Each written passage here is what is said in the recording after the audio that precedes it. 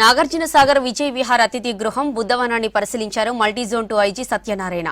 ఈ నెల 12న నల్గొండ జిల్లా నాగార్జున సాగర్ బుద్ధవనానికి వివిధ దేశాల మిస్ వరల్డ్ 2025 కంటెస్టెంట్స్ రానున్నారు. వారి సెక్యూరిటీకి సంబంధించిన ఏర్పాట్లను నల్గొండ జిల్లా ఎస్పీ శరత్ చంద్ర పవార్తో కలిసి పరిశీలించారు ఐజీ. హైదరాబాద్ నుంచి నాగార్జున సాగర్ వరకు 153 కిలోమీటర్లు ఉంటుందని 1400 మంది పోలీసులతో బందోబస్తు ఏర్పాటు చేయనున్నట్లు తెలిపారు.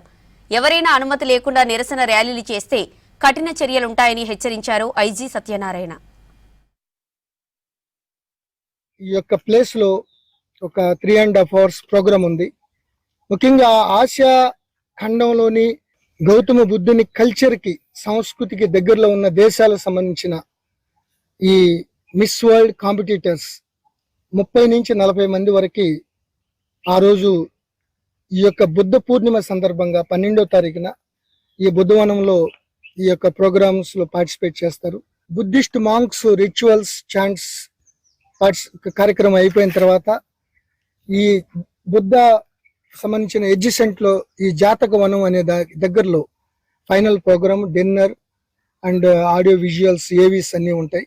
ఈ 3.5 గంటల ప్రోగ్రామ్స్ లో పోలీస్ శాఖ మీద బృహత్తరమైన బాధ్యత ఉంది.